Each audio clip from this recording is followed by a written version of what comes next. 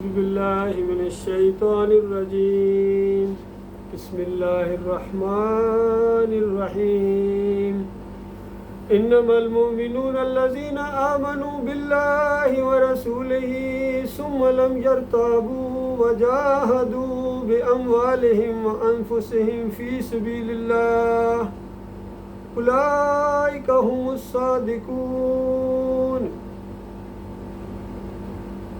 یہ سورہ الحجرات کی 15 نمبر آیت ہے۔ ایمان خالص کو اللہ تعالیٰ نے بریکٹ کے اندر بند کر دیا ہے اور بتایا کہ یہ ایمان خالص ہے، اب جس کا جی چاہے اپنے رب کا راستہ اختیار کر لے، اور اس کے باہر، اس بریکٹ کے باہر بالکل جھوٹ ہے، فراڈ ہے اور ایمان کے ساتھ مذاق ہے، اور بریکٹ کے اندر جو کچھ ہے یہ بالکل سچ ہے، سچائی ہے، اور یہی لوگ اور صرف یہی لوگ اپنے دعویٰ ایمان میں سچے ہیں۔ دعویٰ تو بے شمار کریں گے کہ ہم ایماندار ہیں، مالک نے ان کو جواب دیا ہے کہ اتنی تیزی نہ دکھاؤ۔ وَمِنَ النَّاسِ مَن يَقُولُ آمَنَّا بِاللَّهِ وَبِالْيَوْمِ الْآخِرِ وَمَا هُمْ بِمُؤْمِنِينَ۔ انسانوں ہی میں سے بے شمار لوگ ہیں، وہ کہتے ہیں ہم اللہ پر ایمان لائے، اندازہ لگائی، وہ کہہ رہے ہیں ہم اللہ پر ایمان لائے، وَبِالْيَوْمِ الْآخِرِ، اور ہم آخرت کو بھی مانتے ہیں۔ کتنا بڑا دعویٰ ہے اور کتنا سخت جواب دیا گیا ہے مالک کی طرف سے کہ وَمَا هُمْ بِمُؤْمِنِينَ، مومن نہیں ہیں۔ تو بتائیے اس سے بڑی کوئی بدبختی کسی کی ہو سکتی ہے کہ جو دعویٰ ایمان بھی کرے اور اللہ اس کو کہے تم مومن نہیں ہو۔ دوسری جگہ فرمایا وَمَا يُؤْمِنُ أَكْثَرُهُمْ بِاللَّهِ إِلَّا وَهُمْ مُشْرِكُونَ، اکثریت ایمان کا دعویٰ کرنے والے ہوتے مشرک ہیں، ساتھ ساتھ شرک بھی کرتے ہیں، اس لیے ان کا دعویٰ ایمان ان کے منہ پر دے مارا گیا۔ ایسے ایمان کی ہمیں ضرورت نہیں ہے، ہمیں تو وہ ایمان چاہیے جو بالکل خالص ایمان ہو، جو توحید سے آغاز ہو، جس کا بالکل صاف ہو جائے اس کا ایمان۔ اس آیت کے اندر وہ ایمان بیان کیا گیا ہے۔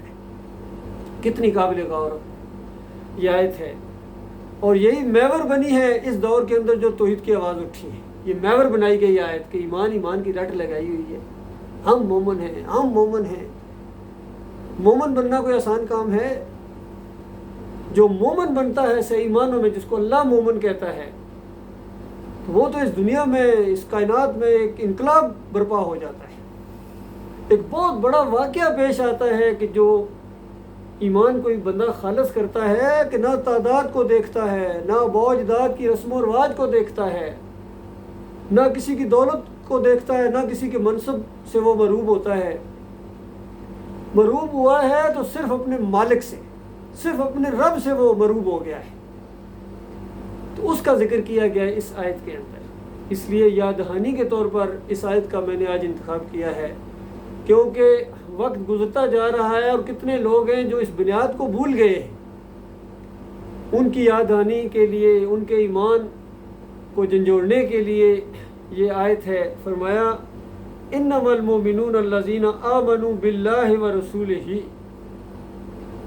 کہ مومن صرف وہ ہیں، زور دیا گیا، عربی جاننے والے اس کو جانتے ہیں کتنا زور ہے۔ انما المؤمنون، صرف اور صرف یہ مومن ہیں جو اللہ کے اوپر ایمان لائیں اور اللہ کے رسول کے اوپر ایمان لائیں، ایسا مضبوط ایمان لائیں دل کی گہرائی سے کہ بالکل سارے پردے ہٹ گئے ہیں۔ وہ جو انہوں نے فراڈیوں نے، ان مفتریوں نے جو ہمارے آنکھوں کے سامنے پردے ڈالے ہوئے تھے کہ یہ فلاں حضرت ہیں، یہ کرنی والی سرکار ہیں، ان کے وسیلے سے دعا مانگو، ہماری ان کے آگے اور ان کی اللہ کے آگے، اس طرح ایک حائل کر دیے تھے ہمارے اور ہمارے مالک کے درمیان، انہوں نے پردے حائل کر دیے تھے۔ وہ سارے پردے ہٹ گئے ہیں، ہم نے اپنے مالک کو پہچان لیا ہے، اس کی نشانیوں کو پہچان لیا ہے۔ اللہ نے اپنا تعارف دنیا میں ان نشانیوں کے ذریعے کرایا ہے، جو دنیا میں اللہ کو نہیں پہچان سکا ہے، پھر آگے بھی وہ اللہ کے ساتھ اس کا کوئی تعلق نہیں ہوگا۔ یاد رکھیے، دنیا میں اللہ تعالیٰ نے اپنی پہچان کروائی ہے کہ مجھے پہچانو۔ اللہ نے کتابیں نازل کی ہیں یہی ایک مسئلہ سمجھانے کے لیے، اللہ نے انبیاء کو مبعوث کیا ہر دور کے اندر یہی مسئلہ سمجھانے کے لیے، کہ تمہارا ایک مالک ہے جس نے تمہیں پیدا کیا ہے، اس کے ساتھ تمہارا تعلق بڑا مضبوط ہونا چاہیے۔ والذین آمنوا اشد حب للہ، اس طرح بتایا کہ مومن تو وہ ہیں جو اللہ سے محبت کرتے ہیں اور بڑی شدید محبت اللہ تعالیٰ سے کرتے ہیں، اللہ کی فرما برداری کرتے ہیں اپنے مالک کی محبت کی وجہ سے، اور مالک کی فرما برداری ان کو دنیا کی ہر چیز سے زیادہ عزیز ہوتی ہے، قیمتی نظر آتی ہے، ان کو محسوس ہوتی ہے کہ ایک طرف اللہ کی فرما برداری ہے اور اس فرما برداری کو چھوڑ کر اگر پوری دنیا کی دولت مجھے دے دی جائے، پوری دنیا کی بادشاہی مجھے دے دی جائے تو وہ بالکل نقصان کا سودا ہے اپنے مالک کی فرما برداری کو ایک طرف کر کے۔ اس انداز سے وہ اپنے مالک کے بندے ہیں، مالک ایسوں کو پسند کرتا ہے۔ یہ ہے صحیح معنوں میں اللہ کے فرما بردار غلام۔ اس کی ایک مثال تمام انبیاء گزرے ہیں اور اللہ تعالیٰ کا ان کو یہی حکم تھا، دیکھو تم خود پہلے میرے بندے بنو اور ثابت کرو کہ تم میرے بندے ہو، دیکھنے والے بھی محسوس کریں کہ یہ اللہ کا فرما بردار ہے، یہ اللہ کا بندہ ہے، یہ بندگی کرنے والا ہے، یہ مالک سے محبت کرنے والا ہے۔ تو فرمایا مومن تو صرف وہ ہیں جو اللہ سے ایسا مضبوط ایمان اللہ کے اوپر لائیں، سارے داتاؤں، دستگیروں، مشکل کشاؤں اور حاجت رواؤں، یہ جو فوج قوم نے تیار کی ہوئی ہے بالکل اس کے بیزاری کا اعلان کر دے کہ ہمارا اس سے کوئی تعلق نہیں ہے۔ جب یہ ایمان دل کے اندر اتر جاتا ہے تو پھر یہ انداز ہوتا ہے۔ اصحاب کہف کا انداز یہی تھا، حیران ہوتے تھے، پوری قوم ہے ایک طرف، اور کہتے تھے ہماری پوری قوم کو کیا ہو گیا ہے کہ زمین اور آسمان کے مالک کو چھوڑ کر انہوں نے اور الہ بنائے ہیں اور ہمیں بھی مجبور کر رہے ہیں کہ ہم بھی ان کے ہاں میں ہاں ملائیں، حالانکہ کوئی دلیل پیش نہیں کرتے ہیں۔ اور اللہ کی توحید کے اوپر، ایمان خالص کے اوپر ہر چیز گواہی دے رہی ہے۔ زمین آسمان کا ہونا، سورج چاند ستاروں کا نظام، بارش کا نظام، زمین سے سبزہ اگنے کا نظام، جانوروں، پرندوں، کیڑوں مکوڑوں، جو چیز دیکھیں، ہمارا اپنا جسم ہے، ہماری خوراک ہے، ایک ایک چیز گواہی دے رہی ہے کہ مالک اکیلا ہے اور اس کے ساتھ کوئی اور شریک نہیں ہے، سارے اللہ کے بندے ہیں، چاہے فرما بردار بندے گزرے ہوں وہ بھی اللہ ہی کے پالنے سے پلے ہیں، ان کو بھی اللہ ہی نے پیدا کیا تھا، اور کتنے آئے ہیں نافرمان آئے ہیں، ان کو بھی اللہ ہی نے پالا تھا، ان کو بھی اللہ ہی نے کھلایا تھا، لیکن انہوں نے اللہ کی نافرمانی کی اور اللہ کے ساتھ انہوں نے غداری کی اور اپنی دنیا بھی برباد کر دی انہوں نے اور اپنی آخرت بھی برباد کر دی، اپنے بیوی بچوں کو جہنم کے کنارے کھڑا کر دیا انہوں نے۔ ایمان خالص کی طرف آنے کی بجائے انہوں نے شرک کی طرف اپنا رخ کیا ہے، مشرکوں کے اندر گئے ہیں، اور دینداری کے روپ میں جو ان کے ٹھگ آئے ہوئے تھے، جو ان کا مال لوٹتے تھے، جو ان کے ایمان کو جنہوں نے برباد کیا تھا، ان کے پیچھے دوڑے ہیں اپنے مالک اور خالق کو چھوڑ کر، حالانکہ مالک نے نشاندہی بھی کی تھی، اِنَّ کَثِيرٌ مِّنَ الْأَحْبَارِ وَالرُّهْبَانِ لَيَأْكُلُونَ أَمْوَالَ النَّاسِ بِالْبَاطِلِ وَيَصُدُّونَ عَن سَبِيلِ اللَّهِ۔ اکثریت ہے، تھوڑے نہیں ہیں، اکثریت ہے جو لوگوں کا مال کھاتے ہیں باطل طریقے سے اور لوگوں کو اللہ کے راستے سے روکتے ہیں۔ ماحول یہ بنا ہوا ہے کہ یہ دیندار ہیں، یہ رہنما ہیں اور یہ دین دکھانے والے ہیں، یہ دین سکھانے والے ہیں۔ مالک فرماتا ہے ٹھگ ہیں یہ ہیں جنہوں نے اللہ کے دین کا راستہ روکا ہوا ہے۔ جب بھی ایمان کی دعوت اٹھتی ہے سب سے پہلے یہ راستے میں حائل ہو جاتے ہیں۔ نبی علیہ السلام کی مخالفت سب سے بڑھ کر علماء یہود نے کی تھی۔ یہودی بڑے بڑے علماء، بڑے بڑے تورات کے ماننے والے، ایمان خالص کی بات ان کے سامنے آ گئی، توحید کی بات ان کے سامنے آ گئی، پہچان بھی لیا کہ یہ سچی بات ہے، لیکن دنیا کے مفادات ہوتے ہیں، دنیا میں رہنا ہے، آخر یہاں کون ٹکر لے لوگوں سے، باقی آخرت کا معاملہ دیکھا جائے گا، اللہ بڑا کریم ہے۔ بس یہ چیز شیطان نے تھپکی دی اور اس طرح شرک اور کفر کے اوپر جمے رہے، اپنے مالک اور خالق کی بات کی ساتھ دینے کی بجائے انہوں نے اپنے دشمن، جو ان کا صحیح معنوں میں اصلی دشمن تھا ابلیس اور اس کے چیلے، اس کا ساتھ دیا انہوں نے۔ یہ ان کی بدبختی ہوئی ہے۔ تو بتایا گیا کہ ایمان کوئی معمولی چیز ہے۔ مومن تو وہ ہیں جو اپنے مالک اور خالق کے اوپر اس طرح ایمان لائے ہیں اور اللہ کے رسول کے اوپر ایمان لائے ہیں کہ یہ اللہ کے بندے ہیں اور اللہ کے رسول ہیں، ان کے اوپر اللہ کی کتاب نازل ہوئی ہے۔ اب جو یہ بات بتاتے ہیں یہ اللہ کی طرف سے ہے، ان کی کوئی بات اپنی بات نہیں ہے۔ جو طریقہ انہوں نے اختیار کیا ہے وہ اللہ کے حکم کی وجہ سے اختیار کیا ہے، مالک کا جو حکم آیا انہوں نے سر تسلیم خم کر دیا ہے۔ اور ایک نمونہ ہمارے سامنے اللہ تعالیٰ نے یہ بندگی کا پیش کیا ہے کہ بندہ بننا ہے تو اس طرح بندہ بنو، بننے کی کوشش کرو، اس راستے پر چلو۔ یہ ہے وہ نیک لوگ ہیں جن کے راستے پر چلنا ہے، صراط الذین انعمت علیہم، ان لوگوں کا راستہ جن پر تو نے انعام کیا۔ یہ سورہ فاتحہ بھی بغیر سوچے سمجھے پڑھ لیتے ہیں، اگر یہ سورہ فاتحہ کے اوپر غور کریں یقین کریں سارے مسئلے ان کے حل ہو جائیں۔ سارے مسئلے بالکل کلیئر ہیں، صاف ہیں. کتنی سادہ یہ صورت ہے. اللہ کی حمد و ثنا سے الحمدللہ رب العالمین، ال لگا کے گویا ساری تعریفوں کو بریکٹ کے اندر اللہ تعالیٰ نے بند کر دی کہ دنیاوی لحاظ سے جو چیز آپ کو کوئی کسی میں خوبی نظر آتی ہے تو مالک کی وجہ سے، یہ اللہ تعالیٰ نے اس کے اندر رکھی ہے، مالک کا کمال ہے. ساری کی ساری تعریفیں اللہ رب العالمین کے لیے. الرحمن ہے، الرحیم ہے، بہت رحم کرنے والا ہے، بار بار رحم کرنے والا. اس سے زیادہ کوئی آپ کا خیر خواہ نہیں ہے. تمہاری ماں بھی اتنا تم سے محبت نہیں کرتی ہے جتنا مالک تم سے محبت کرتا ہے. جتنا مالک تمہارا خیر خواہ ہے، کوئی اور تمہارا خیر خواہ نہیں ہے اتنا جتنا تمہارا رب تمہارا خیر خواہ ہے. تو یہ اس کے بعد مالک یوم الدین، سارا جو آخری فیصلہ ہونا ہے تمہاری آخرت ہمیشہ ہمیشہ کے لیے، یا تو جنت یا جہنم، وہ ایک مالک کے ہاتھ کے اندر ہے. اس نے فیصلہ کرنا ہے. وہ جس کو معاف کرنا چاہے گا اس کے لیے سفارش کا وہ ماحول پیدا کرے گا اللہ تعالیٰ، جس کو کہے گا جس کے لیے کہے گا. اور کسی کی جرت نہیں ہے کہ بغیر اجازت کے اپنی زبان کھولے اللہ کے سامنے. وہاں کسی کی جرت نہیں ہوگی اندازہ لگے. نہ کوئی فرشتہ بول سکے گا، نہ کوئی نبی بول سکے، نہ کوئی رسول بول سکے. کوئی انسان کی بس کی بات نہیں وہاں کے اپنی طرف سے منہ کھولے. کیسا شانہ انداز ہوگا، کیسی زبردست شہنشاہ کی عدالت ہوگی.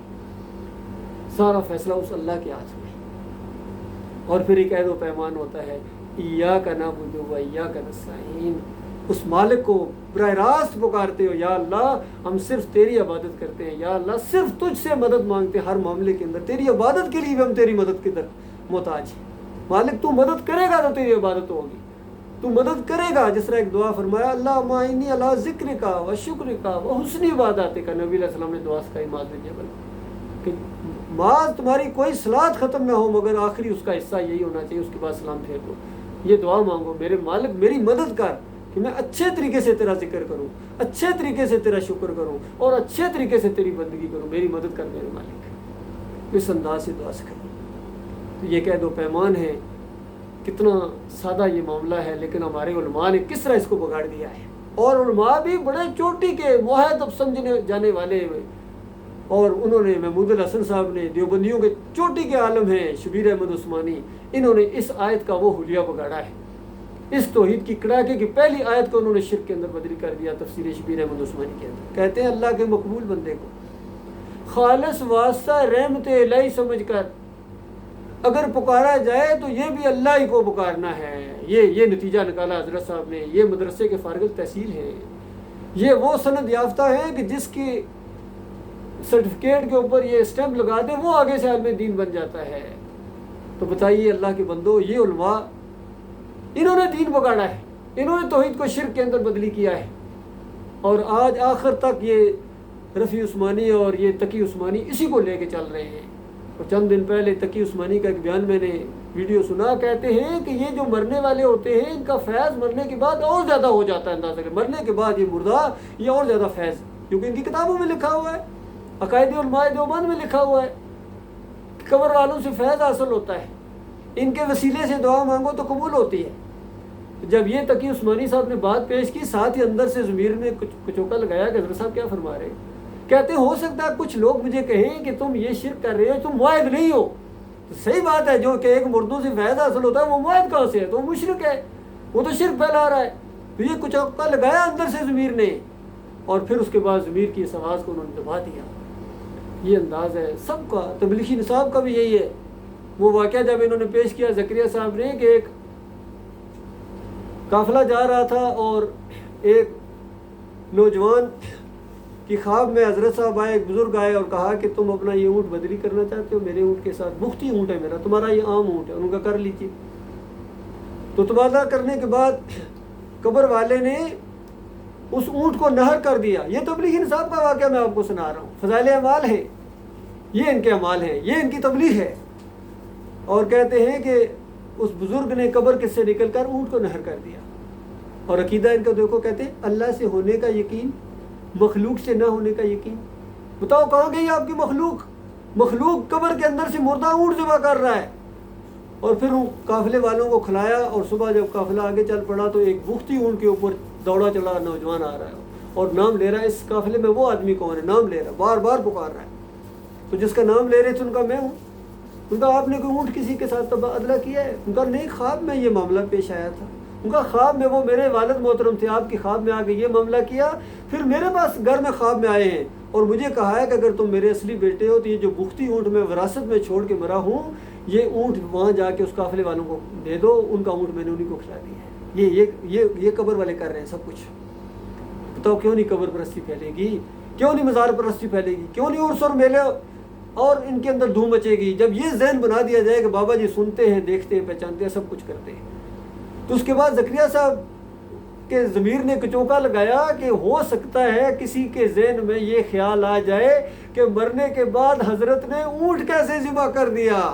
یہ خیال ممکن ہے کسی کے ذہن میں آ جائے۔ بتاؤ، غور کیجیے، اس کا مطلب یہ ہے کہ اکثریت کے ذہن میں تو یہ بات آئے گی نہیں، وہ تو آنکھیں بند کر کے آمین آمین کہنا، سبحان اللہ کہنا شروع ہو جائیں گے۔ اکثریت کا یہ معاملہ ہے، لیکن ممکن ہے کوئی ایک کسی کے دماغ میں جو تھوڑا بہت اپنے دماغ کو استعمال کرتا ہے، اس کے ذہن میں اگر یہ بات آ گئی تو وہ تو بچ جائے گا، اس کو بھی ابھی لپیٹنا ہے، تو اس کا کیا بنے گا؟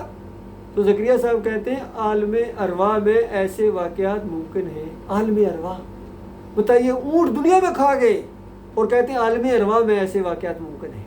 کہنے کا مقصد یہ ہے کہ ان کی ضمیر کو چونکہ لگاتے ہیں اندر سے، اس ضمیر کی آواز کو انہوں نے پھر دبا دیتے ہیں۔ یہ معاملہ ہوا ہے ان کے ساتھ، اللہ کے بندو، کیونکہ دل ان کا مانتا ہے کئی دفعہ کہ بات تو سچی ہے، توحید کی بات ہے، ایمان خالص کی بات ہے، لیکن پھر اس ضمیر کی آواز کو یہ دبا دیتے ہیں، اور پھر اسی سسٹم کے اندر، جس دائرے کے اندر یہ بند ہے، بریلوی اپنے دائرے میں بند ہے، دیوبندی اپنے دائرے میں بند ہے، اہل حدیث جو مقلد اپنے آپ کو کہتے ہیں، سب سے بڑھ کے مقلد یہی ہے، اللہ کے مقابلے میں اپنے علماء کی بات کو مانتے ہیں، چاہے عہد روح فی القبر کا عقیدہ ہو، چاہے یہ سماع موتا کا عقیدہ ہو، ان کے بڑے سارے یہی عقیدہ دے کے گئے ہیں، یہ شرک کی عقیدہ جو شرک کی بنیاد ہے۔ تو میرے پیارے بھائیوں، یہ اللہ پر ایمان نہیں ہے۔ اللہ پر اگر ایمان لانا ہے، اللہ کی کتاب پر ایمان لانا ہے، تو بالکل سادہ ایمان ہے، توحید کی بات ہے، ایمان خالص کی بات ہے کہ یہ مردہ ہے، اموات غیر احیاء، یہ مردے ہیں، ان کے اندر زندگی کی رمق تک باقی نہیں ہے۔ مالک فرماتا ہے مکھی نہیں اڑا سکتے، مکھی نہیں بنا سکتے، تم اونٹ ذبح کروا رہے ہو ان سے، اولادیں مانگتے ہو ان سے، تو بتاؤ اور شرک کیا ہے؟ اگر یہ شرک نہیں ہے کہ ایک انسان دوسرے انسان سے مانگ رہا ہے، اس کے سامنے فریادیں کر رہا ہے، انسان سجدے کر رہا ہے، پکارے لگا رہا ہے، نظر و نیازیں کر رہا ہے، تعویذ بن رہا ہے، مومن دامن باندھ رہا ہے، کوئی گائے کے سامنے جھک رہا ہے، کوئی گھوڑے کے سامنے جھک رہا ہے، بتاؤ تو اور شرک کیا؟ کس کو شرک کہتے ہیں؟ تو یہ سارے شرک سے توبہ کرنی پڑے گی، اور اللہ اور اللہ کے رسول کے اوپر ایمان لانا پڑے گا۔ باقی کہنے کے تو سب کہتے ہیں، بس جی ہم جو اللہ کہتے ہیں، جو رسول کہتے ہیں، ہمارا وہ معاملہ ہے، اللہ رسول کی بات ہم مانتے ہیں جی، بس اس کے علاوہ ہم کسی کی بات نہیں مانتے، یہ منہ کی بات ہے۔ اللہ اور اللہ کے رسول کی بات ماننا بھی آسان کام نہیں ہے، اس کے اندر پورا پھر پہرا دینا پڑتا ہے، اللہ کی فرما برداری کرنا پڑتی ہے، پھر اس کے بعد اللہ والوں کا ساتھ دینا پڑتا ہے، نیک لوگوں کے راستے پر چلنا پڑتا ہے۔ اہدنا الصراط المستقیم، بار بار کہتے ہو، صراط الذین انعمت علیہم، یا اللہ میں نیک لوگوں کے راستے پر چلا، یا اللہ میں نیک لوگوں کے راستے پر چلا۔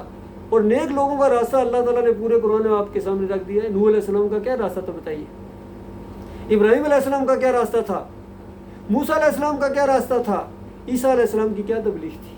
اور آخری نبی محمد صلی اللہ علیہ وسلم کا کیا طریقہ تھا؟ ذرا اختیار کر کے دیکھو نا، پھر پتہ چلے گا اللہ اور اللہ کے رسول بات کا ماننا کتنا آسان ہے یا کتنا مشکل ہے۔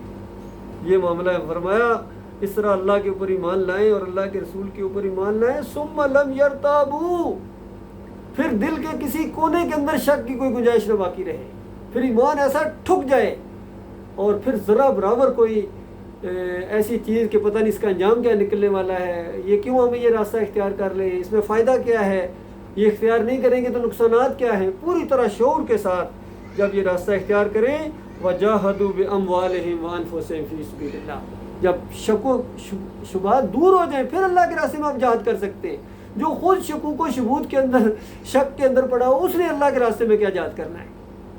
وہ تو شک میں پڑا ہوا ہے، اور یہ کتاب وہ ہے لا ریب فیہ، اس کے اندر شک نہیں ہے، شک آیا تو ایمان گیا۔ تو شک پہلے دور کیجئے، پوری طرح ایمان ٹھک جائے اللہ کے اوپر، اللہ کے رسول صلی اللہ علیہ وسلم کے اوپر، دنیا کی بجائے آخرت نظر آنا شروع ہو جائے، اور اس کے بعد اپنا جان لگائیں گے، اپنا مال لگائیں گے، اپنا وقت لگائیں گے فی سبیل اللہ، اللہ کے راستے کے اندر، کسی مسلک کے راستے کے اندر نہیں۔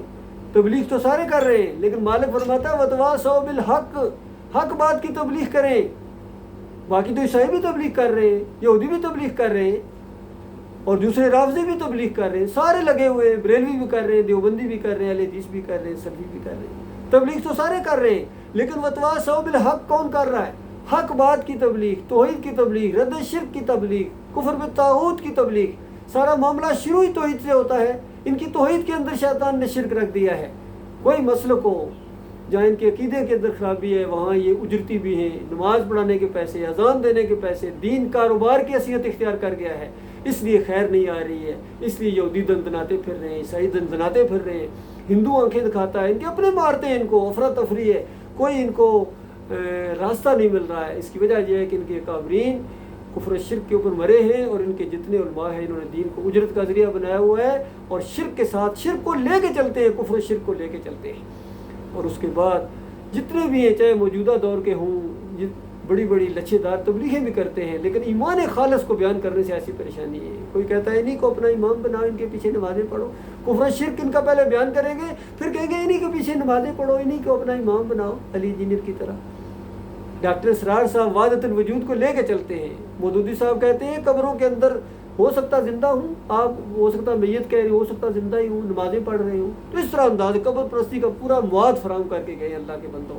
اب جب ان کا رد کیا جاتا ہے کہ دیکھو یہ شرک چھوڑو، تو ان کے راستے میں یہ رکاوٹ ہے، تو اس کے بعد کہتے ہیں آپ ہمارے بزرگوں کو یہ کہہ دیتے ہیں، ہمارے بزرگوں کی وہ کر دیتے ہیں، آپ ہیں کتنے؟ یہ تعداد کے چکروں میں پڑے ہوئے ہیں، یہ سمجھتے اللہ بھی تعداد کے اوپر فیصلہ کرے گا، کوئی الیکشن ہوگا پتہ چلے گا، اور اللہ تعداد کے اوپر فیصلہ نہیں کرتا۔ کوئی ایک بھی ایمان خالص کی بات کو نہ مانے، مالک کو کوئی پرواہ نہیں، یاد رکھنا، مالک بے نیاز ذات ہے، کسی ایک کی بھی پرواہ نہیں ہے اس کو، اور مالک نافرمانی کو پسند نہیں کرتا ہے، کیونکہ اس نے پیدا کیا ہے، وہ چاہتا ہے میرے بندے جنت میں جائیں، ایمان خالص کی طرف آئیں۔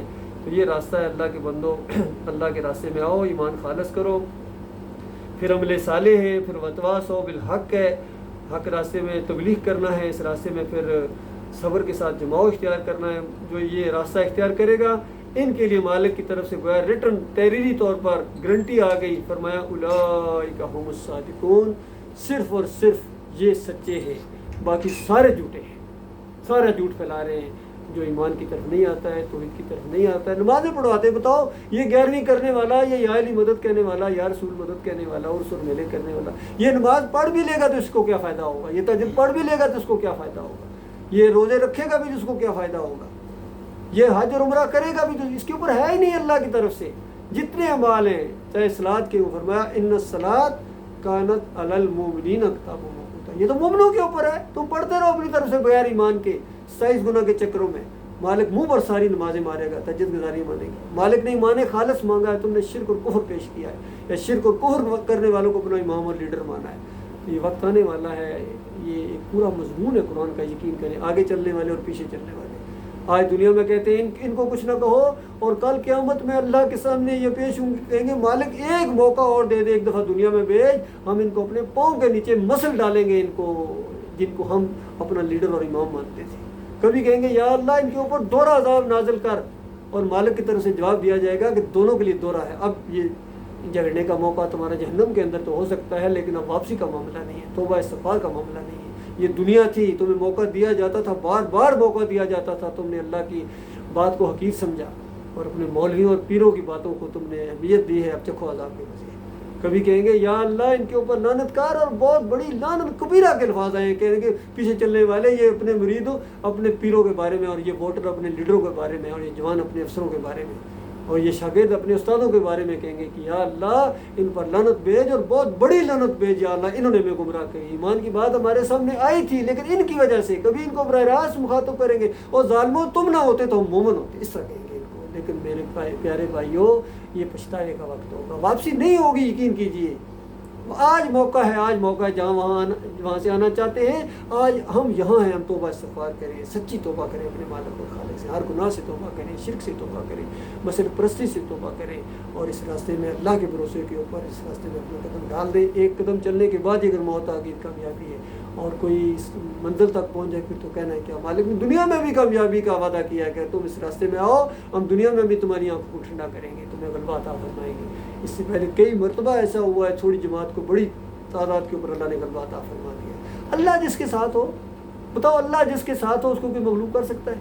اور جس کا ساتھ اللہ چھوڑ دے وہ بھی کبھی کامیاب ہو سکتا ہے؟ یہ بات ہے، اللہ تعالیٰ دل کے اندر یہ بات اتار دے اور اس بات کو مالک اور پھیلائے. مالک مخلص اور باصلاحیت لوگوں کو ہمارا ساتھی بنائے, ہمیں ان کا ساتھی بنائے, اور یہ بات آگے بڑھتی جائے. بالکل کو لہٰذا استغفر اللہ لی ولکم ولسائر المسلمین.